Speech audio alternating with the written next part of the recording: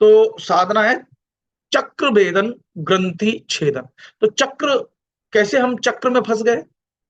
हम 7 तरह की चेतनाओं में फंसे हुए हैं। जो आकार में आया, फिर वो 2 प्रकार की एनर्जी लेके आया, male and female energy. Further 2 energies के साथ और क्या आया, जब कोई भी चीज 2 भागों में बट जाती है तो उसके ऑटोमेटिकली अंदर 2 एनर्जी आ जाती है, और वो 2 एनर्जी के साथ 3 एनर्जीज और जुड़ जाती है। वो 2 एनर्जी क्या है? Positive and negative energy.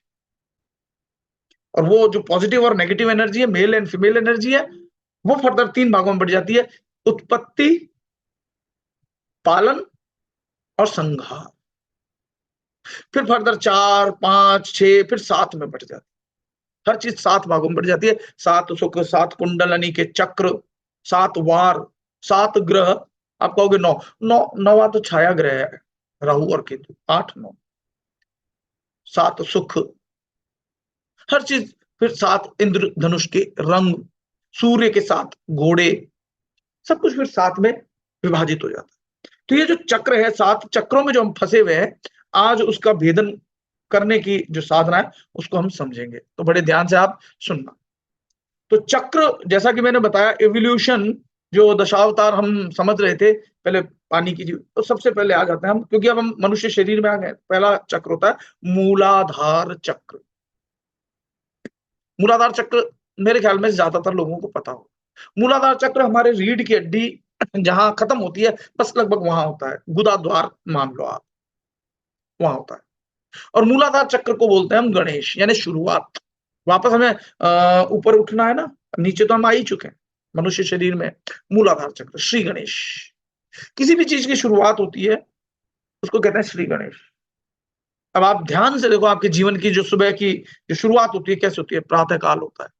सबसे पहले जब पृथ्वी तत्व में आ गए ना हम, तो हम पृथ्वी तत्व में आने के कारण और मन और माया का संग करने के कारण हम भोजन करते हैं। तो नेचुरल सी बात है, जब भोजन करेंगे तो भोजन करने के बाद शौच भी करना होगा, शुद्धि करनी होगी, क्योंकि जब हम डुअलिटी में आते हैं तो डुअलिटी में शुद्धि करना परम आवश्यक है। अगर शुद्धि नहीं करेंगे, श्री गणेश की पूजन नहीं करेंगे, तो गणपति नाराज हो जाएंगे, तो रास्ते में तकलीफ हो जाएगी।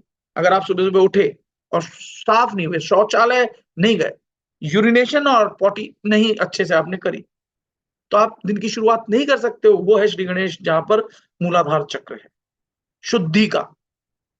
इसलिए सुबह उठ के हमें सबसे पहले फ्रेश होते हैं, थोड़ा व्यायाम आदि करते हैं, शरीर को व्यायाम देते हैं ताकि हम स्वस्थ हो सके, ताकि हम जागृत हो सके। गणपति पूजा, तो मूलाधार में बताया गया है गणपति जी, ठीक है। अब आप तो हो, लेकिन ये सृष्टि चलती रहे इसके लिए क्या करना होगा? ब्रह्मा जी, स्वादिष्ठान चक्र, जेनाइकल मसल जहां है ना, वहां स्वादिष्ठान चक्र। बस उस स्वादिष्ठान चक्र में मेल एंड फीमेल के मिलन से नए जीवन की उत्पत्ति होती है। वहां ब्रह्मा जी का वास बताते हैं। समझ में आ रही है ना आप सब लोगों को? ऐसे करके बोलो, समझ में आ रही है तो? समझ में आ रही है? समझ में नहीं आ रही है काफी लोगों को? थोड़ा सा गर्दन तो हिलाओ, जीवित हो ना सभी लोग? ऐसे करो। तो ओके देवकी जी, तो जो दूसरा चक्र है वो है स्वादिष्ठान चक्र। वहां ब्रह्मा जी बैठते हैं, वहां से उत्पत्ति होती है। जितने भी, आप किसी को भी देख लो, घोड़ा, गधा, गाय, बैल, मनुष्य, जितने भी योनिया है, सब जो है अ, उत्पत्ति का वहीं से होता है, जेनेकल मसल से, ठीक है। तीसरा जो है वो चक्र है मणिपुर चक्र, जहां विष्णु जी हैं। आपने कभी सोचा विष्णु जी जो है पालन करते हैं, कैसे करते होंगे? देखो, माँ के गर्भ में जब बच्चा होता है ना, तो उसकी नाभि से माँ की नाभि जुड़ी रहती है। पता है सबको? पता होगा ना। कोई तो डॉक्टर भी बैठा होगा, बहुत सारे बैठे होंगे इसमें डॉक्टर, क्योंकि एक दो को तो मैं भी जानता हूँ। तो जब तक बच्चा भोजन नहीं करता, माँ भोजन करती है और पालन होता रहता है उसकी माँ की नाभि से, विष्णु जी करते रहते हैं। बच्चे के भीतर वो रस, वो तत्व जाता रहता है, पालन। और जब बच्चा बाहर निकल आता है तो नाभि क्रॉस करते मुंह से लेने लग जाता है वो आहार, लेकिन सारा पालन नाभि से ही होता है। यहाँ विष्णु जी बैठे हैं। एग्री कर रहे हो मेरी बात? जो एग्री कर रहे हो ऐसे किया करो। ऐसे नहीं कर सकते हो, गर्दन में प्रॉब्लम है तो हाथ, हाथ में तो नहीं है, जीवित हो सब, ऐसे करो, ठीक है। यहाँ पर है विष्णु जी, पालन होता है नाभि से। आप भोजन खाते हो, मुख से खाते हो, लेकिन यहीं जाकर के पूरे शरीर को मिलता है। मुखिया मुख सो चाहिए, खान पान को एक, मुख एक ही होता है। घर में मुखिया भी एक ही होना चाहिए तो सही चलेगा घर।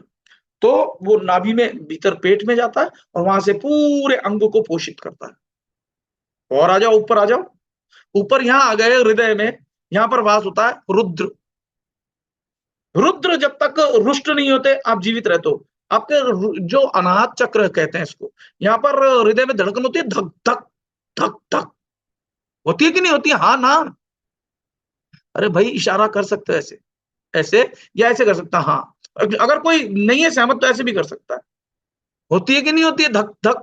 तो वो डमरू है शिव जी का, डुगडुग डुगडुग डुगडुग डुगडुग डुगडुग डुगडुग डुगडुग डुगडुग। अब मान लो एकदम से कोई भयभीत कर देने वाली घटना सामने आ जाए, तो रुद्र जो है जब क्रोधित हो जाते हैं तो कैसे होता है, डमरू कैसे बजता है रुद्रदेव का?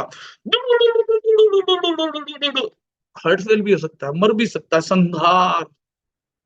ठीक है, चक्र, अनाहत चक्र, जब तक रुद्र रुष्ट नहीं है चल रहा है जीवन, डग डग डग डग डग डग डग डग। ये रुक जाती है तो कहते हैं कि मर गया। इसे ऊपर आओ, यहाँ यहाँ है माँ भगवती। माँ भगवती क्या है? सारे मंत्रों की उत्पत्ति, आप जो मंत्र बोलते हो ना, यही इसके होने के कारण बोल सकते हो। ठीक है ना? ये होने के कारण कोई भी मंत्र, कैलरिम सकलरिम सकलरिम ओम ऐं ह्रीं क्लीं चामुंडाय विच्चे ओम ग्लौं हुं ग्लीं झुंसा ज्वाला ज्वाला जल ज्वल प्रज्वल प्रज्वल ऐं ह्रीं क्लीं चामुंडाय विच्चे ज्वल हम सम लं क्षं फट् स्वाहा। या देवी सर्वभूतेषु पृथ्वी रूपेण संस्थिता नमस्तस्यै नमस्तस्यै नमस्तस्यै नमो नमः। यहां से बोल सकते हो, यहां से।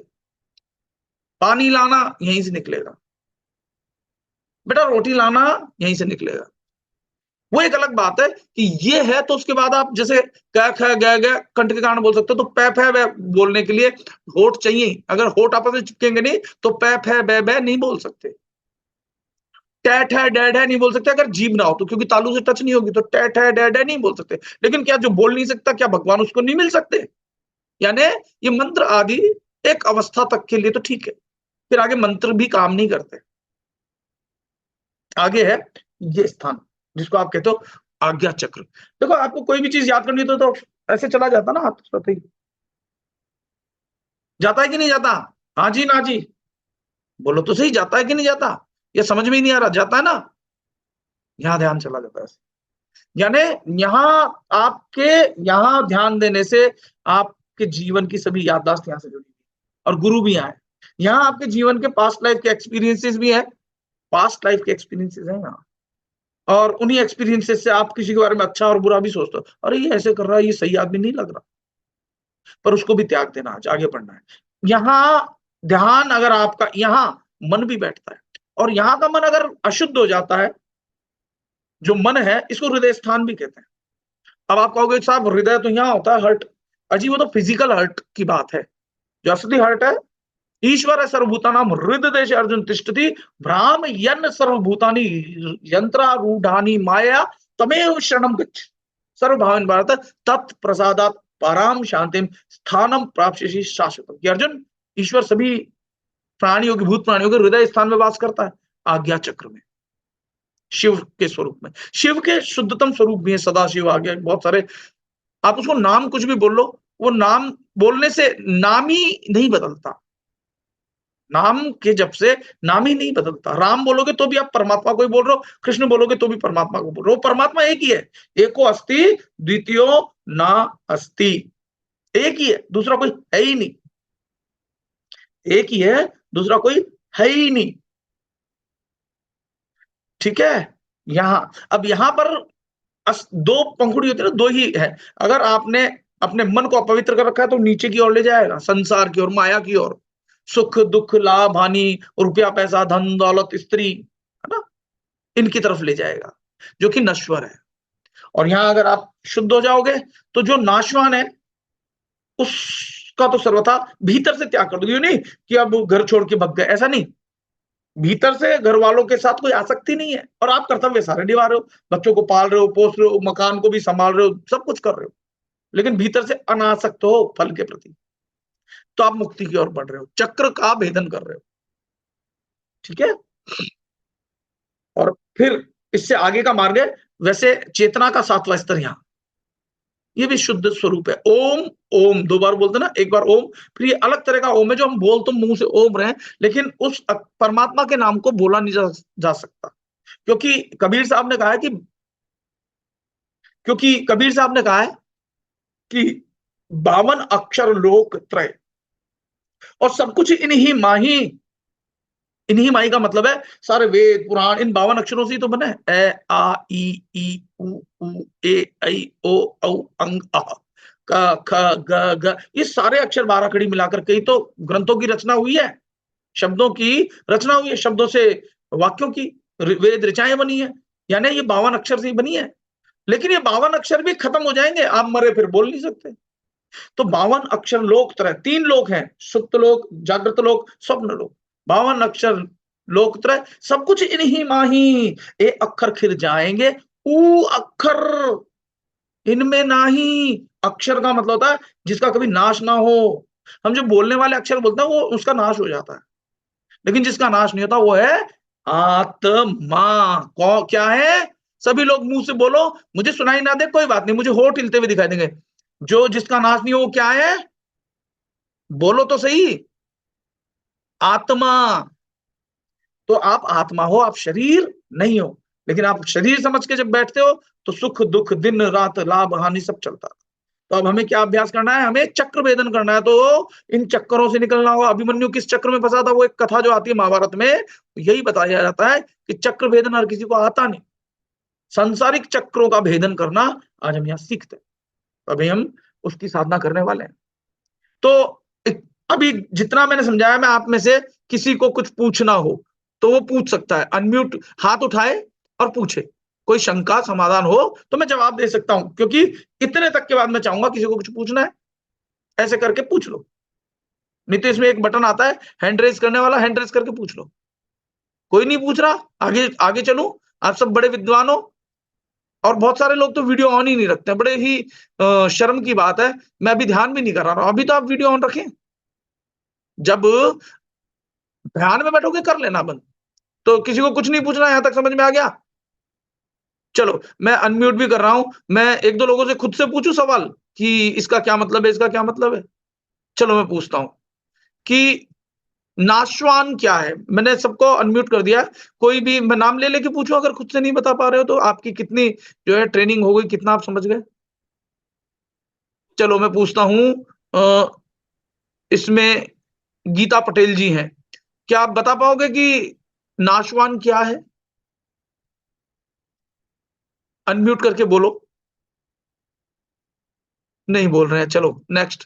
कई लोग शर्म करते हैं, अगर शर्म करोगे तो आप में आत्मबल नहीं बढ़ेगा। ज्योतिर्मयी जी, आपका अनम्यूट हुआ है तो आप बता दीजिए नाशवान क्या है? आपके बहुत सारे लोगों के म्यूट कर रहा हूं मैं, सिर्फ ज्योतिर्मयी जी से पूछ रहा हूं, क्या वो बता पाएंगे? बिल्कुल, नाशवान शरीर है। ओके। और ये कपिल राजपुरोहित जी कहना चाहते हैं, कुछ जल्दी बताएं आप भी, अनम्यूट करके बताएं। कपिल जी अनम्यूट करें और बताएं। हाथ आपने हैंड रेज किया हुआ है ना? बताएं, अनम्यूट करें अपने आप को। आत्मा नाशवान है। आत्मा आत्मा नाशवान नहीं है, उल्टा बोल गए हो आप। आत्मा अविनाशी है। अविनाशी, ओके। आत्मा का ही तो हमें ध्यान करना है, जिसको हम भूले बैठे। चलिए, तो ये मैंने बता दिया कि आत्मा नाशवान नहीं है। नाशवान है शरीर, मन भी, इंद्रियां भी, प्राण भी नाशवान है। क्योंकि ये प्राण छूटते हैं, शरीर छूट जाता है। लेकिन आत्मा शरीर है, तब भी आप देख रहे हो ना मुझे शरीर से। आप शरीर में बैठे हो तो इन आंखों से देख पा रहे हो। ये आत्मा निकली तो आंखें तो हैं, देख नहीं पा रहे, लेकिन आत्मा देख रही है। इमोर्टल बोलते हैं गुरुजी, उसको इमोर्टल बोलते हैं। इमोर्टल, हाँ, इमोर्टल जो कभी ना मरे, है ना? हाँ जी, इमोर्टल जो मरे ना। ठीक है, तो आत्मा ही इमोर्टल है एक्चुअल में। आप अपने को दो स्तर पे देखते हो। एक शरीर के स्तर पे आते हो तो वो कहलाता पशु भाव। देखो, आप लोग भी खाना खाते हो, पशु भी खाते हैं। फूड, सेक्स, शेल्टर और स्लीप, ये चार चीज आप ही नहीं करते हो, सभी पशु भी करते हैं ना? तो अगर आप नहीं कर रहे हो, पशु भी वही कर रहे हैं, तो आप में और पशु में भेद नहीं हुआ यहां तक तो। ठीक है ना? आप में और पशु में कोई भेद नहीं हुआ जब तक कि ये चार चीजें आप में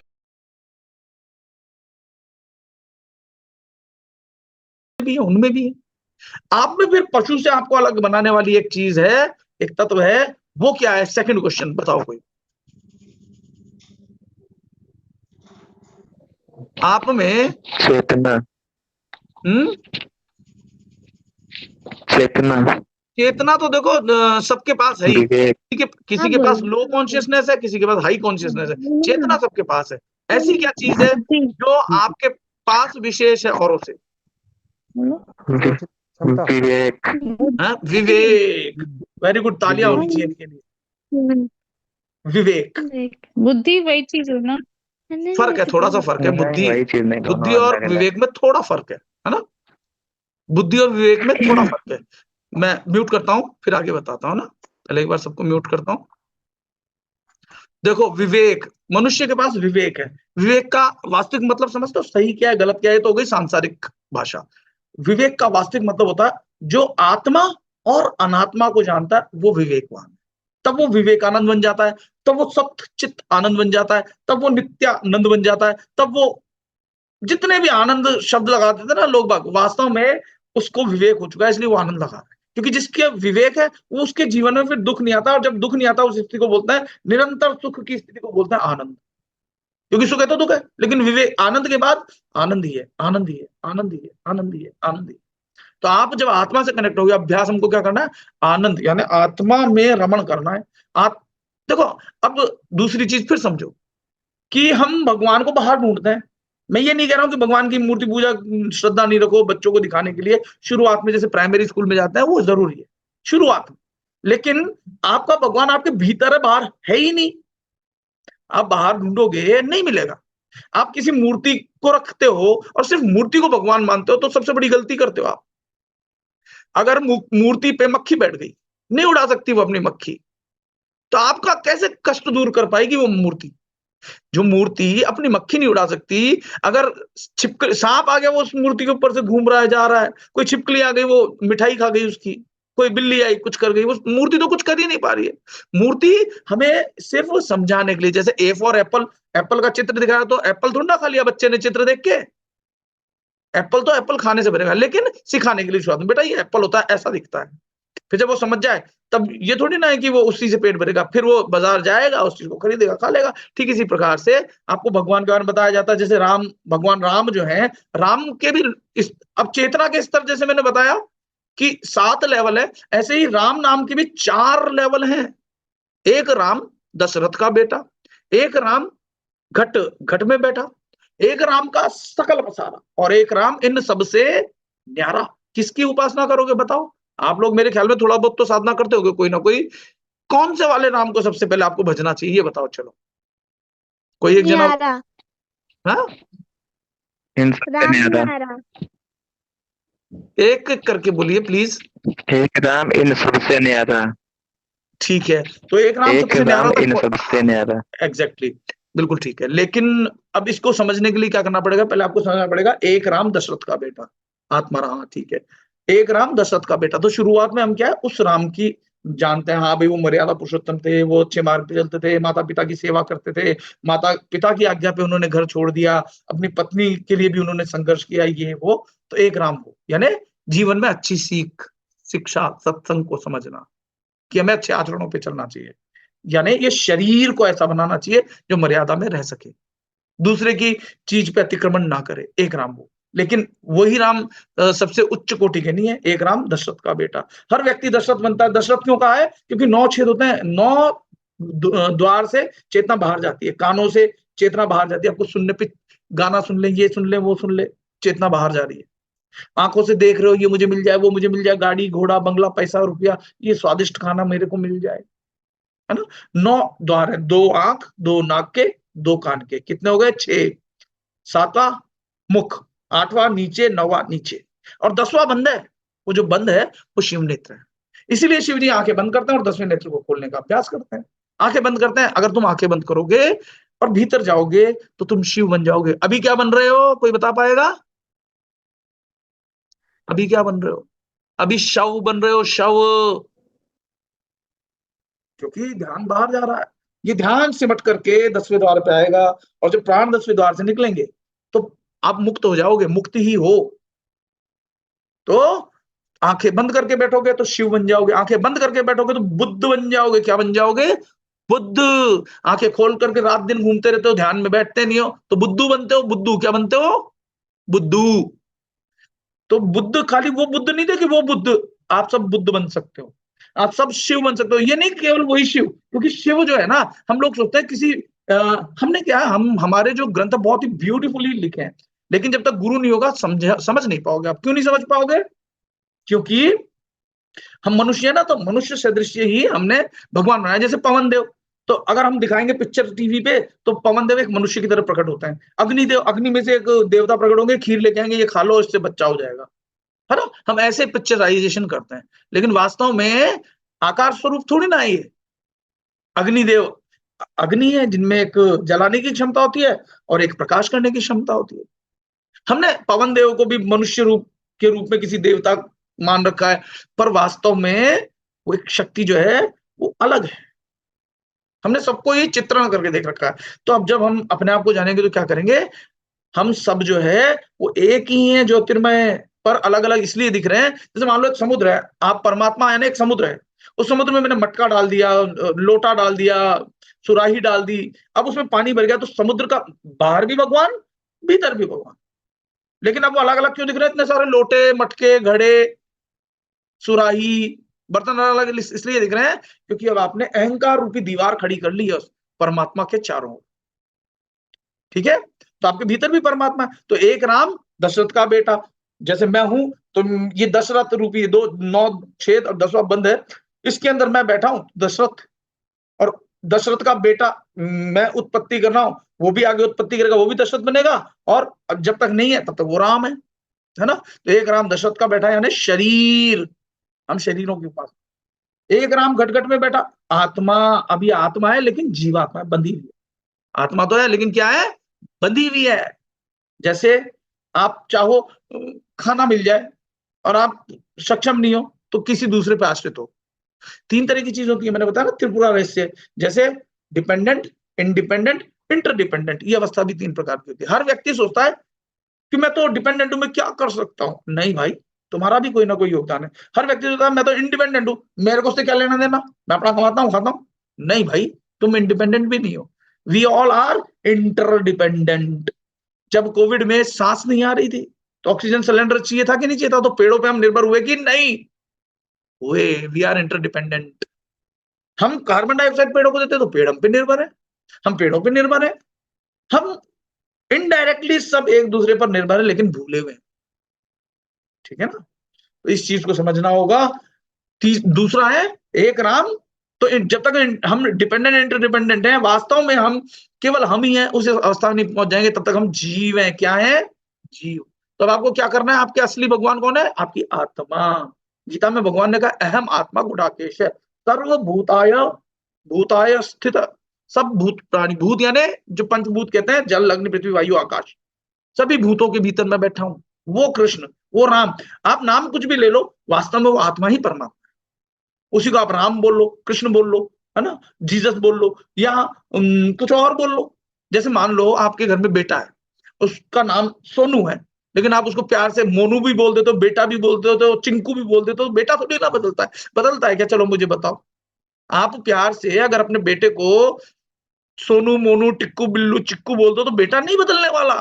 ठीक इसी प्रकार से वो परमात्मा जो है वो नहीं बदलने वाला। कोई इसको अल्लाह कह रहा है, कोई राम कह रहा है, कोई कृष्ण कह रहा है, कोई रहीम कह रहा है, कोई गॉड कह रहा है, कोई खुदा कह रहा है, कोई क्या कह रहा है, कोई क्या कह रहा है, वो नहीं बदल रहा। लेकिन ज्ञान नहीं होने के कारण हम खून खराबा करने में लगे हुए हैं एक दूसरे का। कर रहे हैं कि नहीं कर रहे? हो रहा है कि नहीं हो रहा पूरे संसार में पॉलिटिक्स? इसको समझना होगा। तो हमको क्या कर रहा है? अपने भीतर के राम को जानना होगा, अपने अंतरात्मा को। हम उसको जानते नहीं और दुनिया में सारा ज्ञान बगाड़ते हैं। इसलिए एक राम दशरथ का बेटा, एक राम गटगट में बेटा, और एक राम का सकल पसारा। अब सकल पसारा वाला राम कौन सा है? सकल पसारा वाला है मन। अगर वो दूषित मन है तो वो दुनिया में क्लेश कर रहा है, हाहाकार मच रहा है, कोई किसी को लूट रहा है, कोई स्वार्थ में ये कर रहा है, वो कर रहा है, सब जगह ये हाल है, सब जगह। और एक मन जो पवित्र है वो क्या कर रहा है? सहायता कर रहा है। लेकिन एक राम दशरथ का बेटा शरीर, एक राम गटगट में बैठा जीवात्मा, आत्मा नहीं जीवात्मा। एक राम का सकल पसारा यानी मन, अब वो पवित्र मन है तो बहुत अच्छी बात है, वो हनुमान है जो अपने ही परमात्मा में लगा रहता है, डूबा रहता है। राम राम, वो मुंह से बोलने वाला राम तो मैं बोल रहा हूं, पर वास्तव में जो भीतर है उसका कोई नाम आप बोल नहीं सकते हो, वो भीतर गूंजता है, उसको कहते हैं अनंतनाद, अपने आप से गूंज रहा है। और एक राम का सकल प्रसार, और एक राम इन सबसे न्यारा, वो जो राम है उससे जैसे ही हम कनेक्ट हो जाएंगे, फिर हम जीवन के सभी दुखों से परे हो जाएंगे, फिर जीवन में कोई दुख शेष नहीं रहेगा, इतना समझ लो। तो चक्र वेदन तो यहां तक हो गया था, डग डग डग डग। फिर यहाँ माँ भगवती जगदम्बा, शक्ति यहीं से निकलती है, सारे मंत्र यहीं से निकलते हैं। यहाँ गुरु का स्थान भी है और यहाँ मन का स्थान भी है। जब गुरु प्रकट हो जाएगा, मन विलीन हो जाएगा, तो गुरु ही गोविंद है, गुरु ही परमात्मा है। गुरु गोविंद दोनों खड़े काके लागू पाए, कहते हैं कि बलियारी गुरु आपकी जो गोविंद बताया, पर मैं कह रहा हूं कि गुरु और गोविंद दोनों है, तो बलियारी वाली बात ही नहीं है, एक ही है, वो एक ही है, दो है ही नहीं। क्योंकि फिर आएगा एक अस्ति द्वितीय नास्ति। तो सातवां स्तर यहाँ परमात्मा, और इसका भेदन होने के बाद जो है ये परमात्मा जो मैं बोल रहा हूँ वास्तव में आत्मा, मन, आत्मा। और इससे जैसे ही पार जाओगे, मतलब पार से मतलब जो 3 गुणों से परे, यानी प्रकृति से भी परे है, सर्वथा परे है। भगवान कहते हैं गीता में कृष्ण की यद्यपि सब कुछ ये प्रकृति मेरी ही अध्यक्षता में सब कुछ करती है, यद्यपि सब कुछ मुझसे उत्पन्न होता है, परंतु मैं उनमें और वो मुझ में नहीं है। इसका क्या मतलब हुआ? इसका मतलब ये हुआ कि मैं उनमें लिप्त नहीं हूं। सब कुछ मुझे है पर मैं उनमें नहीं हूं, मतलब मैं उनमें लिप्त नहीं हूं। ठीक है, तो आज हम वही साधना करेंगे। तो सभी लोग तैयार हो? ये चीज समझ में आ गई जितनी मैंने आपको समझाई? किसी को कुछ प्रश्न पूछना हो तो पूछ सकता है, ये फिर आपको अंतिम निर्लिप्त, हाँ वो निर्लिप्त अवस्था आ जाएगी। ठीक है ना, वो निर्लिप्त अवस्था आ जाएगी। तो किसी को कुछ नहीं पूछना, आगे बढ़े हम। चलिए फिर हम आगे बढ़ते हैं, साधना में बैठते हैं। अब देखो, साधना में बैठने से पहले मैं गीता त्रिपुरा रहस्य और क्या नाम है अपना, भैरव विज्ञान तंत्र में 112 टेक्निक्स जो बताई है साधना में, उनमें से आज मैं गीता वाली टिप्पणी को लेता हूं सबसे पहले। ठीक है, तो भगवान कहते हैं प्राणापान समौ कृत्वा, प्राण और अपान को समान करके भ्रू मध्य में ध्यान टिकाओ, ऐसा भगवान ने गीता में कहा है कि प्राण अपान, प्राण क्या है? सांस जो भीतर गई, ठीक है, अपान क्या है? जो बाहर आई। तो अगर प्राण और अपान को समान करो, यानी जितनी सांस जितनी देर में भीतर जाए उतनी ही देर में बाहर आए, जितनी भीतर जाए उतनी ही बाहर आए, जितने समय में भीतर जाए उतने ही समय में बाहर आए। ये तो हो गया समान, प्राण अपान समो कृत्वा। और यहाँ पर भ्रू मध्य में ध्यान टिकाना, भ्रू मध्य में ध्यान टिकाना, आंखें कोई नहीं खोलेगा, और जब तक मैं ना कहूं कोई रुकेगा भी नहीं। सांसों पर ध्यान करना, सांस सहज होनी चाहिए, जितनी भीतर जाए। जैसे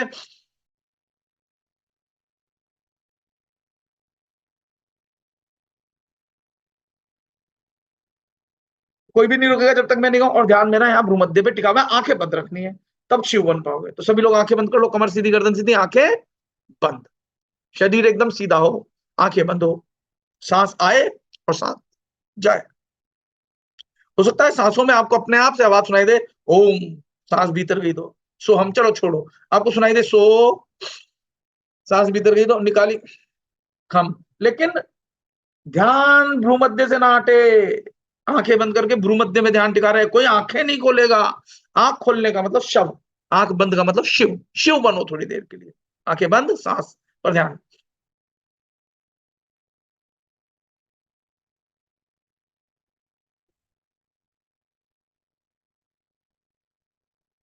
सांस लेते रहो, सांस निकालते रहो, full breath in and full breath out. पूरी सांस भीतर, पूरी सांस बाहर, भीतर बाहर, भीतर बाहर, भीतर बाहर, भीतर बाहर, भीतर बाहर, भीतर बाहर। Full breath in and full breath out, कोई रुकेगा नहीं। हर सांस के साथ आपके भीतर शक्ति जागृत हो रही है, आपको अनुभव हो ना हो, मैं सत्य कह रहा हूं, हर सांस के साथ मन पहले से शांत होता जाएगा। सांस भीतर जा रही है, सांस बाहर आ रही है, सांस भीतर बाहर आते जाते किसी किसी की सांस छोटी होती जाएगी, तो घबराने की जरूरत नहीं है। सांस छोटी हो जाए कोई दिक्कत नहीं, जितनी देर में जा रही है सांस भीतर, उतनी ही देर में सांस बाहर आ रही है। भीतर जा रही है, बाहर आ रही है, भीतर जा रही है, बाहर आ रही है, भीतर बाहर, भीतर बाहर, भीतर बाहर, भीतर बाहर, भीतर बाहर, भीतर बाहर, भीतर बाहर, भीतर बाहर, भीतर बाहर, भीतर बाहर। अब किसी किसी की सांस रुक जाए तो कोई दिक्कत नहीं है, प्राण जागृत रहेंगे, प्राण चल रहे हैं। तो जब सांस पर से ध्यान हट जाए और भीतर आंखें बंद है, तो आपको भीतर झिंगुर जैसी आवाज आ सकती है, वो आपकी आत्मा की वहां से आ रही है। शुरुआत में वो प्राकृतिक आवाजें होंगी, लेकिन रुकना नहीं, उन आवाजों को सुनते रहो, शांत हो जाओ। और भीतर झिंगुर जैसी हो या भंवरे जैसी हो या छोटी छोटी बहुत बारीक झील के गिरने के पानी की आवाज हो, ठीक है, सुनते रहो। बस उस आवाज के पीछे पीछे चलते रहना, आंखें बंद रखो। और प्रकाश बढ़े तो बढ़ने दो। बस आप ये समझना, अगर वो स्पष्ट सुनाई दे रहा है तो आप सही डायरेक्शन में जा रहे हो, अगर वो स्पष्ट नहीं सुनाई दे रहा है तो कोशिश करते रहो, और अगर नहीं सुनाई दे रहा है तो फिर सांसों पे ही ध्यान बना रहे, क्योंकि अभी मन शांत नहीं हुआ है।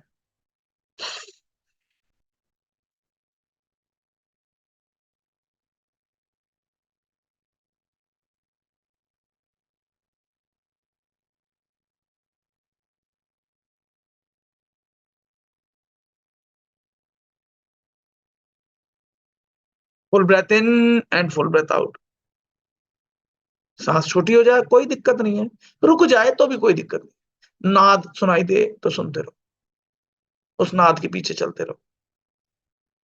उस नाद के पीछे चलते चलते तुम पाओगे कि तुमने ऐसे न जाने कितने जीवन जी लिए हैं।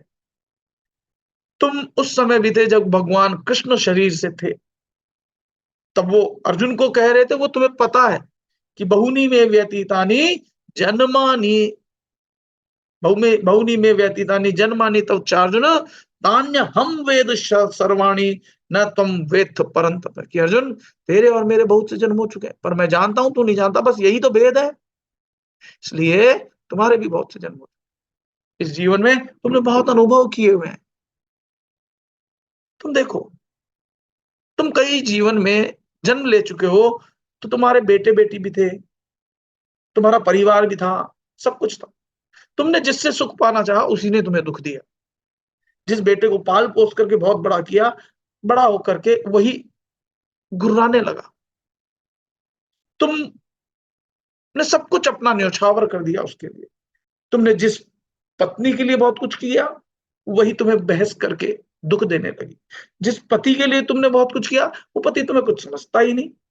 ये अनुभव तुम हर जीवन में करते आए हो, लेकिन आसक्ति माया के कारण तुम मुक्त नहीं हो पा रहे।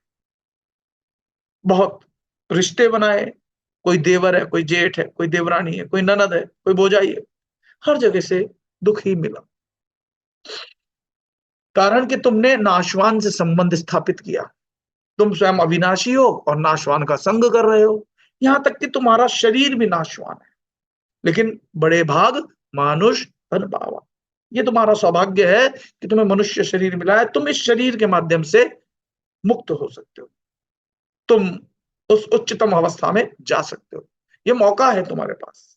मूलाधार चक्र जो है वो है अशुद्धि का चक्र। शुद्ध और अशुद्ध भोजन करते हो तो सारा निकालना होगा, जो भीतर रह जाएगा वो है शक्ति। पानी पिया तो सारा निकलना ही चाहिए, सारे टॉक्सिन्स निकलने ही चाहिए। अगर नहीं निकल रहा, बीमार हो जाओगे। इसलिए मूलाधार शुद्धि का चक्र, आज तुम्हारी शुद्धि हो रही है। मूलाधार पर ध्यान मानो, लम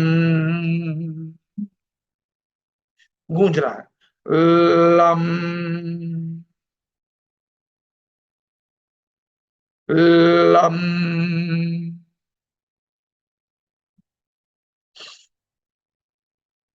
भ्रूमध्य पे ही टिके हुए तुम मूलाधार का ध्यान कर पा रहे हो।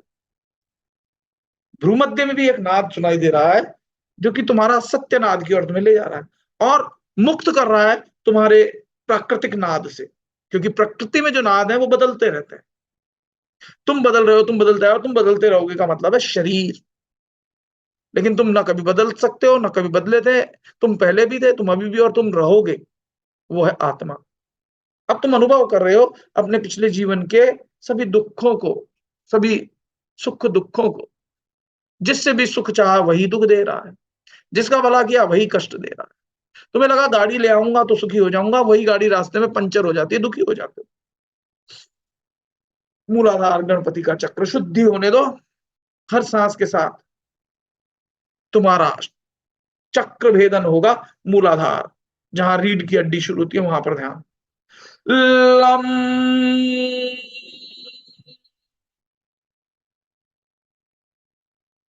Lump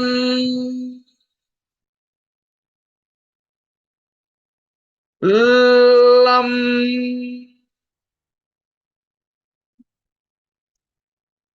lump. शांत हो जाओ, महसूस करो रीढ़ की हड्डी का सबसे निचला भाग पीठ की तरफ से देखो, वाइब्रेट कर रहा होगा, नहीं कर रहा तो चिंता की बात नहीं। सांस मानो अब मूलाधार से ही ले रहे हो, मूलाधार से निकाल रहे हो, लेकिन ध्यान भ्रूमध्य में भी बना हुआ है।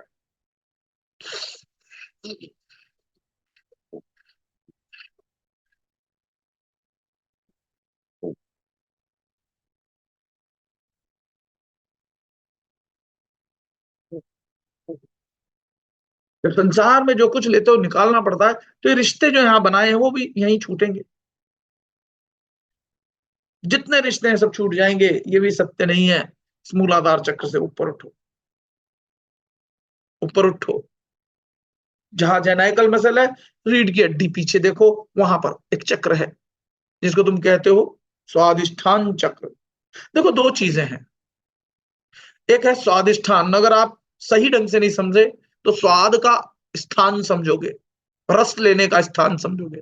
लेकिन अगर आप समझ गए कि स्व अधिष्ठान है, यानी खुद का अधिष्ठान है, मैं खुद यहां पर टिका हुआ हूं, रुका हुआ हूं, इससे ऊपर उठना है, तो स्वादिष्ठान, स्वाद का स्थान बनाओगे तो स्वाद लोगे, रस लोगे भोगों में। आज ऊपर उठना है, आज इस ग्रंथि का भी जो है, ब्रह्मा ग्रंथि है ना, इसका भी छेदन करना है। ओम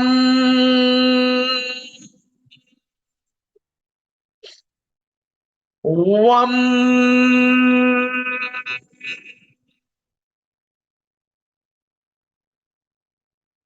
ओम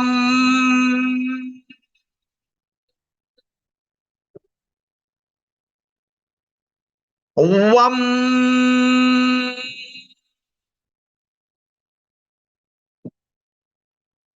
ओम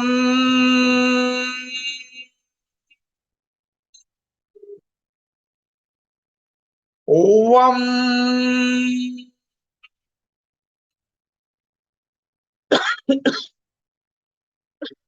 ये है क्रिएशन वाला चक्र, संसार के पदार्थ यहीं से उत्पन्न होते हैं। उत्पत्ति, सांसारिक उत्पत्ति, आकार की शुरुआत यहीं से होती है। ओम ओम,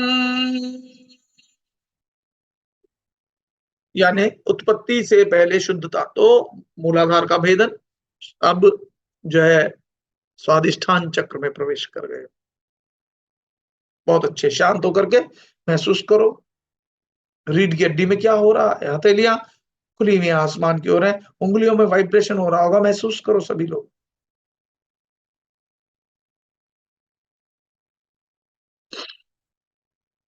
रीढ़ की हड्डी पर ध्यान है, रीढ़ की हड्डी से और ऊपर उठो, जहां नाभि है पीछे से, वहां महसूस करो ये स्थान।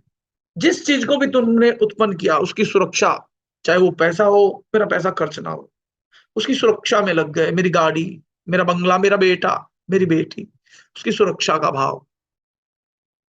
आज उससे भी ऊपर उठना, क्योंकि जो कुछ भी तुमने उत्पन्न किया है वो सब छूटना ही है। तुम रक्षा कर रहे हो जब तक हो ठीक, लेकिन तुम्हें ये शरीर भी छोड़ना होगा, तो इतना चिंतित ना हो। इस चिंता का आज जो है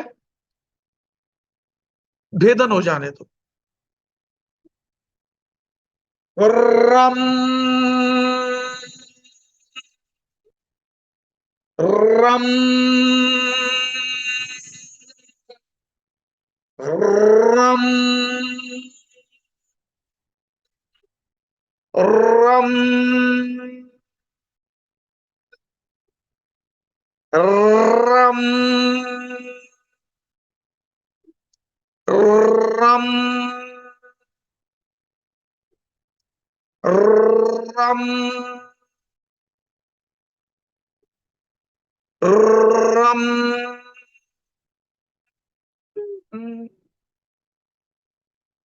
ध्यान मणिपुर में एकदम शांत बैठ जाओ, फील करो रीढ़ की हड्डी में पीछे जहां मणिपुर है, नाभि है उसके बिल्कुल पीछे जहां तुम्हारी रीढ़ की हड्डी है वहां स्पंदन महसूस करो।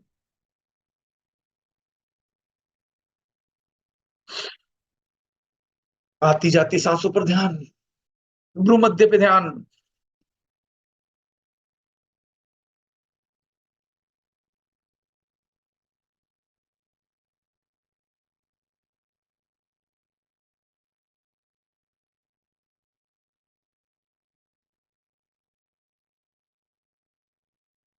तुम ब्रह्मा विष्णु महेश से भी ऊपर हो। आज रुद्र ग्रंथि, ये विष्णु ग्रंथि का भी छेदन करते हुए ऊपर उठो अनाहत चक्र में। यहाँ डमरू बज रहा है भोलेनाथ का, डम डम डम डम डम डम डम डम डम डम डम डम।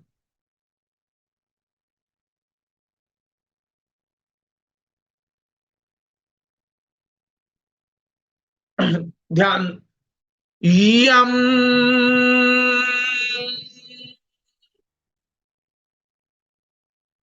यम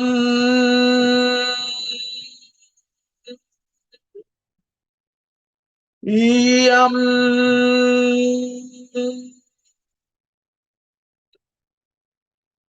यम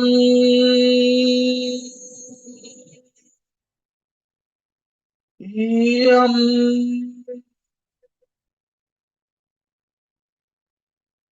यम यम। बहुत अच्छे, अच्छे से देखते रहो। अपने अनाहत चक्र में अनुभव करो, वाइब्रेशन हो रही है।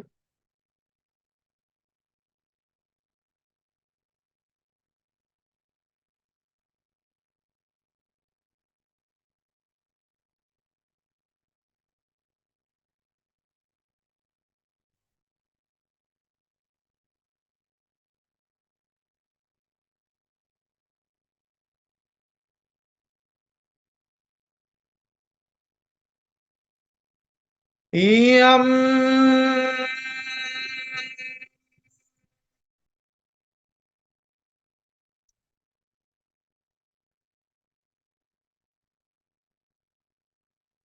हर सांस के साथ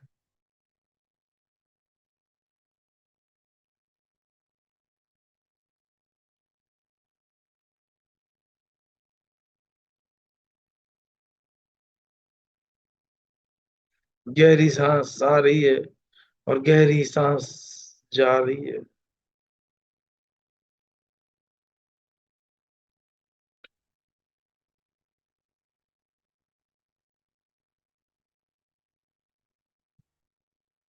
full breath in and full breath out. Full breath in and full breath out.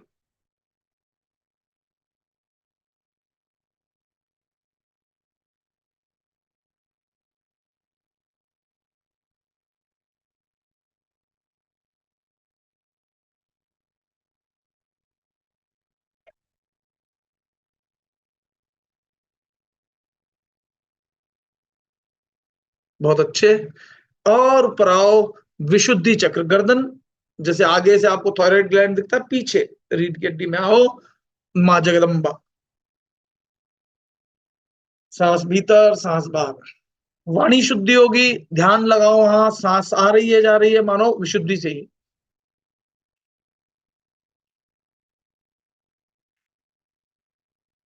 हम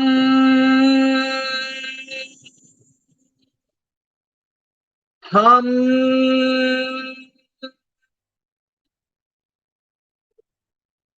हम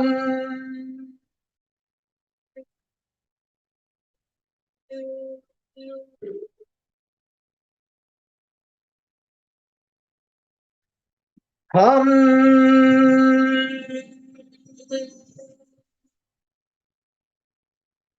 हम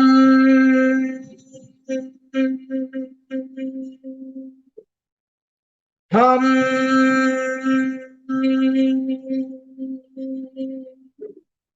शांत होके विशुद्धि चक्र पे ध्यान। आपके जैसे जैसे चक्र खुलेंगे, और ये साधना हर रोज करनी है, और हर रोज आप कर पाओ ना कर पाओ तो आप ज्यादा जानकारी के लिए मुझसे संपर्क कर सकते, क्योंकि हर रोज खुद से करना बहुत मुश्किल है, लेकिन गुरु के सानिध्य में करना बहुत आसान। हम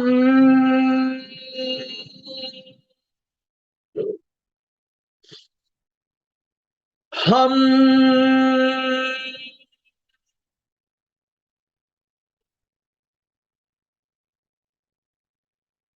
अपना ध्यान जहां बिंदी लगाते हैं ना आज्ञा चक्र, उसके बिल्कुल पीछे की तरफ, मतलब जहां मेडुला होता है, मेडुला ओब्लिगेंटा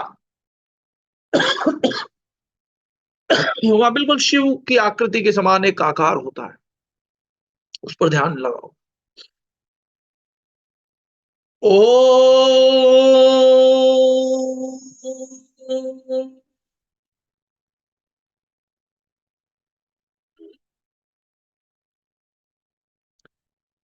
ओ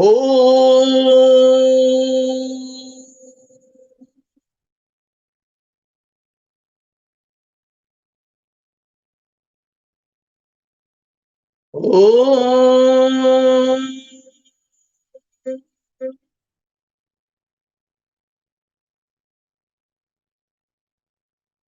ओम।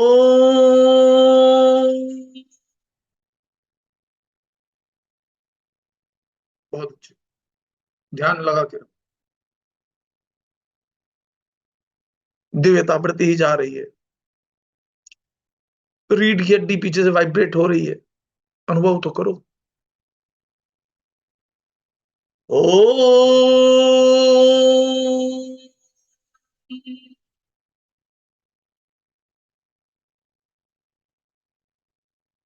बहुत अच्छे। अब ध्यान कपाल पे, मानो आपका आत्मा, जिसको आप परमात्मा शिव मान लो, राम मान लो, या कृष्ण, जो हो, लेकिन वो तो आत्मा है, यहां कपाल पर। ओ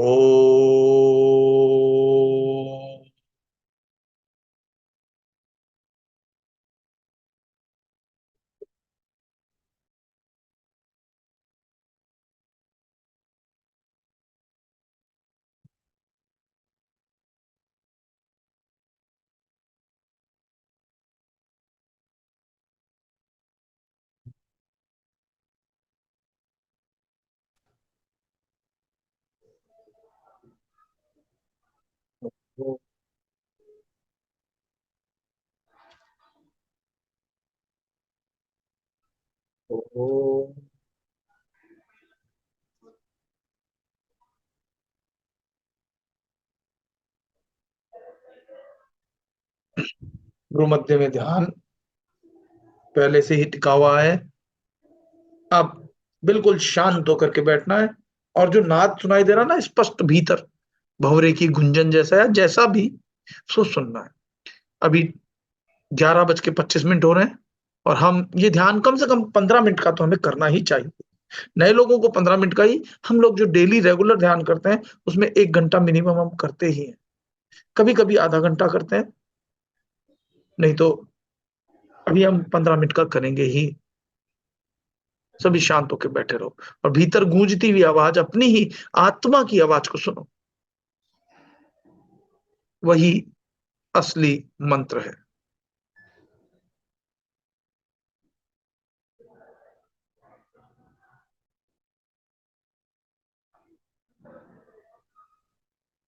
सतनाम श्री वाहे गुरु, सतनाम श्री वाहे गुरु, सतनाम श्री वाहे गुरु, सतनाम श्री वाहेगुरु। सतनाम श्री वाहेगुरु। सतनाम श्री वाहेगुरु। वाहेगुरु वाहेगुरु वाहेगुरु वाहेगुरु। सतनाम श्री वाहेगुरु। सतनाम श्री वाहेगुरु।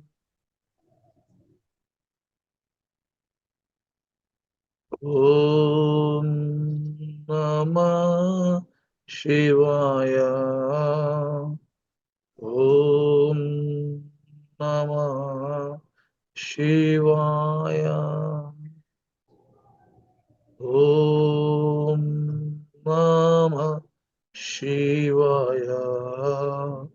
ओम नमः शिवाय। भीतर के नाद को सुनते रहो।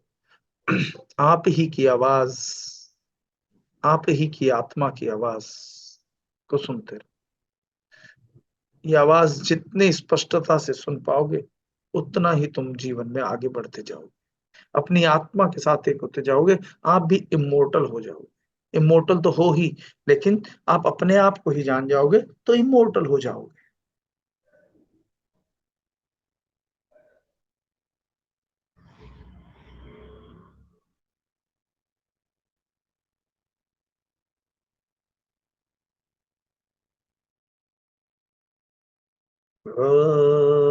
सतनाम श्री वाहेगुरु।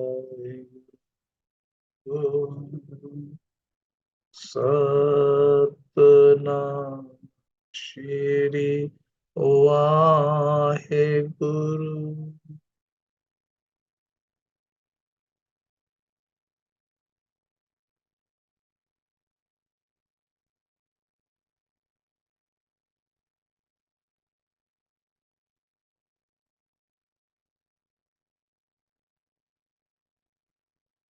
इतने गहरे ध्यान में हो कि न तो शरीर का ध्यान, न मन का, न ही प्राणों का।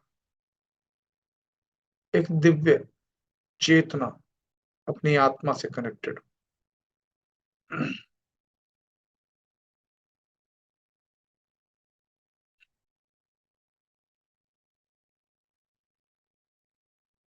ओम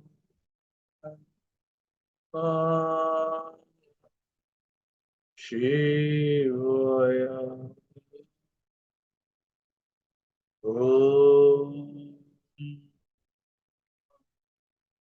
शिवाय। ओम नमः शिवाय। ओम नमः शिवाय। सतनाम श्री वाहेगुरु। सतनाम श्री वाहेगुरु।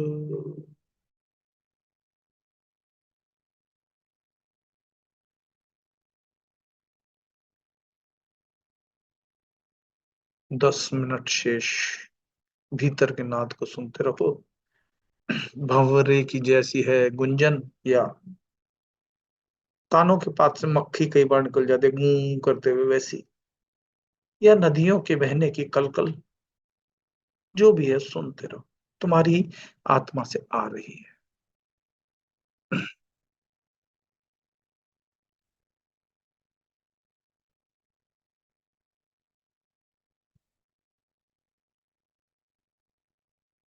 ओम नमः शिवाय। ओम नमः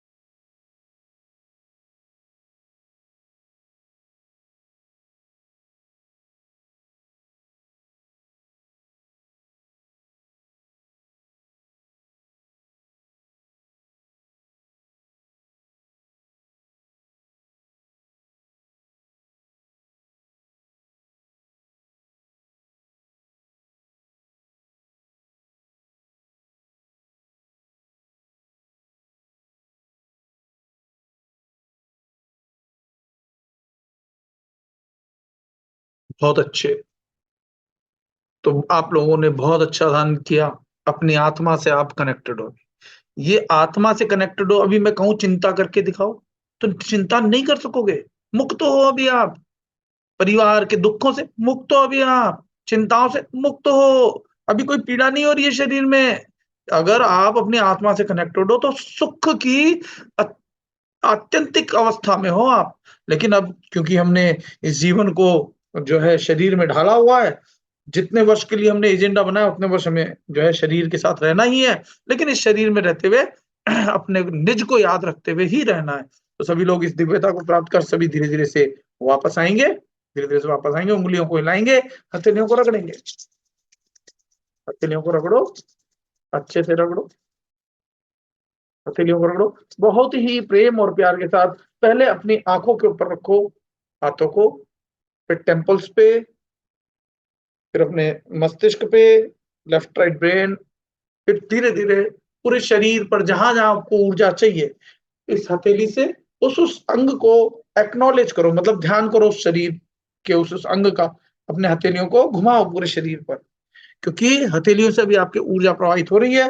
आपको अनुभव हो ना हो, लेकिन मैं कह रहा हूं, अपने घुटनों पे गोल गोल घुमाओ हथेलियों को, गोल गोल क्लॉकवाइज घुमाओ, फिर एंटी क्लॉकवाइज घुमाओ, बहुत अच्छे से घुमा के अब घुटनों पे हथेलियों को रख दो, हथेलियां आसमान की ओर करके रखो। अब हथेलियों में ध्यान दो, उंगलियों में ध्यान दो, कुछ वाइब्रेशन फील हो रही होगी उंगलियों में, झंझनाहट सी, या कुछ गोल गोल कुछ ऊर्जा घूमते हुए महसूस हो रही होगी। उस ऊर्जा को अनुभव करो। अपने पैरों के तलवे में भी ध्यान ले जाओ, आंखें बंद है, पैरों के तलवे में ध्यान दो, पीछे रीढ़ की हड्डी में ध्यान दो, और कपाल में। अब ये 4 स्थान जो है, इन चारों स्थानों को देखते रहो, और इन चारों स्थानों से जो ऊर्जा महसूस हो रही है, जो प्रकाश बढ़ता जा रहा है, वाइब्रेशन हो रही है और नाद सुनाई दे रहा है, उसका अनुभव करते हुए बहुत प्रेम से, बहुत ही धीरे धीरे से, धीरे धीरे से, बहुत ही धीरे धीरे से, धीरे धीरे से, धीरे धीरे से सभी लोग अपनी पलकों को धीरे धीरे से, धीरे धीरे से, धीरे धीरे से सभी लोग अपनी पलकों को खोल देंगे। धीरे धीरे से सभी लोग अपनी पलकों को खोल देंगे, धीरे धीरे से पलकों को खोल देंगे। तो ये आज की साधना आपकी संपन्न हुई। तो अब किसी को कुछ पूछना है मुझसे तो पूछ सकते हैं। हाथ, जैसे कि अनूप जी ने हाथ हैंड रेज किए हुए, तो अनूप जी आप अनम्यूट करके बोल सकते हो कि क्या कहना चाहते हो आप, है ना, बोलो। हाँ अनूप जी अब कहो, आपका हैंड रेज है, मैंने अनम्यूट तो नहीं हो पा रहे हो क्या? मैं एक बार देखता हूँ, चेक करता हूँ, रुको एक सेकंड, एक सेकंड रुको आप। हाँ ठीक है, मैं अलाउ करता हूँ, एक सेकंड रुकिए। हाँ अब आप बोलो अनूप जी, बोलिए। नमस्कार भैया, एम ऑडिबल?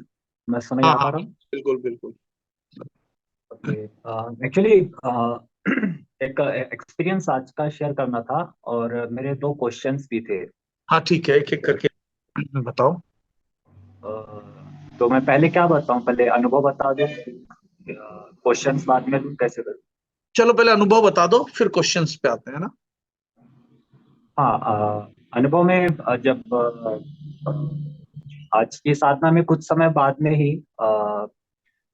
मैं अपने प्राणों को महसूस कर पा रहा था। यानी फर्स्ट टाइम ऐसे हुआ कि मैं अपने प्राणों को सिर्फ, यानी कहते हैं ना कि हम नॉर्मली अगर लेफ्ट से सांस लेनी है या राइट नॉस्ट्रल से सांस लेनी है, तो हमको कुछ करना पड़ता है, कुछ प्रैक्टिस हाँ हाँ ऐसे। हाँ हाँ हाँ बट ऐसा अनुभव हुआ कि अभी मैं सिर्फ सोच के ही अपनी सांसें सिर्फ बदल पा रहे थे। सिर्फ कीड़ा या पिंगला में ही नहीं, बल्कि किसी भी शरीर में माध्यम फ्लो में देख पा रहा था।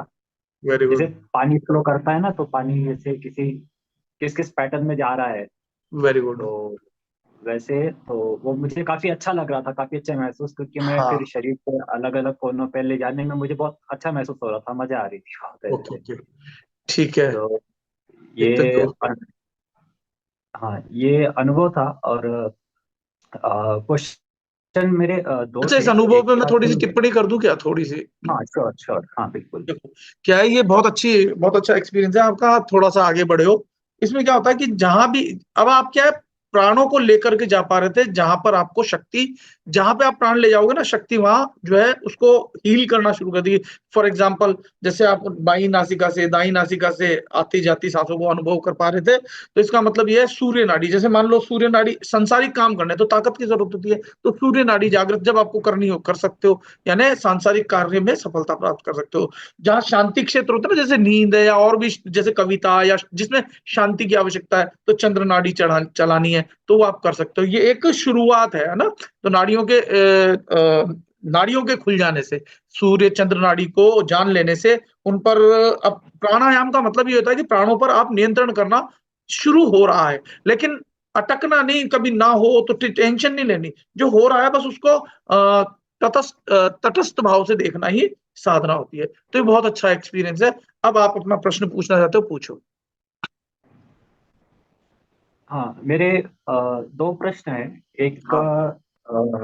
तो ये था कि नॉर्मली जैसे हम जब कोई चीज पढ़ते हैं या किसी सत्संग में कोई चीज डिस्कस करते हैं, तो we are 100% okay with it. यानी ऐसा नहीं है कि कहीं से अंदर से कोई कॉन्ट्रडिक्शन आ रही होती है कि यार मैं इस चीज से एग्री नहीं करता हूँ, या ये ऐसा नहीं है।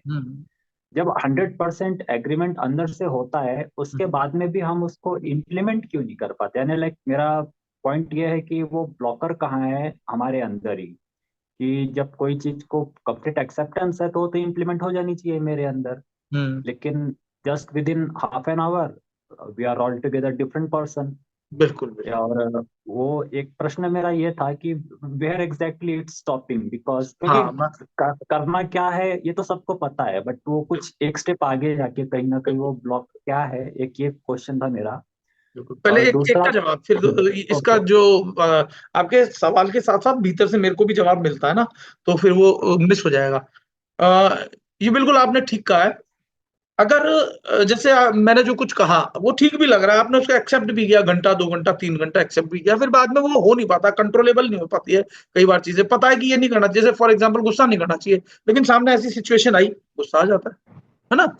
हमको पता है कि ये चीज नहीं करनी चाहिए, चीज गलत है, ये सही है, फिर भी अंदर से कोई फोर्स है जो धकेलता है उस ओर, और हम उसको उस वक्त समझ ही नहीं पाते हैं, है ना। तो इसमें 2 श्लोक गीता में भगवान कृष्ण ने कहे हैं कि अर्जुन, दैवी, एक श्लोक तो ये है, अच्छे से याद कर लेना, कि दैवी हयेषा गुणमयी मम माया दुरत्यया मामेव ये प्रपद्यन्ते माया मेताम तरन्ते। यानी अर्जुन, जो ये माया है ना, अब जैसे क्रोध है, काम है, ये सांसारिक एक शक्ति है जिसको आप काल कहते हो। काल के कई अर्थ है। काल का मतलब यमराज भी होता है, काल का मतलब जो आपको धकेलने, जो पावर रखता है, आपसे ज्यादा पावरफुल है, वो काल है। तो वो धकेलने की पावर रखता है। कोई भी अब आपको पता है कि क्रोध नहीं करना चाहिए, लेकिन उसको कंट्रोलेबल नहीं हो पाता, यानी भीतर से एक शक्ति आपको धकेल रही होती है। लेकिन अगर आप काल को जीतना चाहते हो, भगवान ने कहा कि देवी ऐसा गुणमयी मम माया दुरत्या मामेव ये प्रबंधते। प्रबंधते का मतलब ये नहीं है कि राम राम राम मुख से बोलने वाला नहीं, भीतर अभ्यास से। हर रोज आपको अभ्यास करना है। ऐसा नहीं कि 4 दिन अभ्यास किया फिर 10 दिन नहीं किया, वो चीज खत्म हो जाएगी। यानी ऐसे समझो आप कि जैसे सांस में ले रहा हूँ, सांस निकाल रहा हूँ, जब मैं सांसों पे ध्यान करता हूं तो गैप कम हो जाता है। लेकिन जैसे जैसे हम सांसों पे ध्यान करते हैं तो थोड़ी देर बाद क्या होता है कि सांस तो कम होती जाती है और गैप बढ़ता जाता है। या ऐसे समझो कि जीवन जो है ना, ये शरीर जो है दुखालय का है भगवान ने।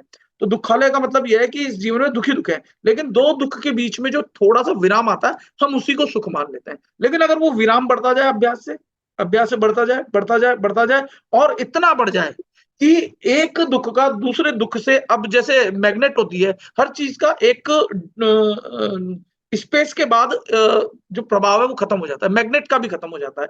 जैसे ग्रेविटेशनल फोर्स 9.8 न्यूटन है, अगर ग्रेविटेशनल फोर्स के बाहर आप चले जाओ तो आप ग्रेविटेशनल फोर्स तो है, पर ग्रेविटी का फोर्स वो काम आपके लिए नहीं करेगा। तो उस फोर्स से बाहर जाने की प्रक्रिया के लिए क्या करना है आपको? भगवान कृष्ण ने गीता में कहा, अभ्यास योग युक्त है। ये अभ्यास करते रहना। एक दिन, जिस दिन आपका अभ्यास पक जाएगा तो कौशलम तू कौनता है, फिर वो आपको परेशान नहीं कर पाएगा। जैसे किसी की 30 साल से बीड़ी पीने की आदत है, लेकिन उसने आज अभ्यास कर रहा था, छूट नहीं रही थी, लेकिन आज उसने छोड़ दी।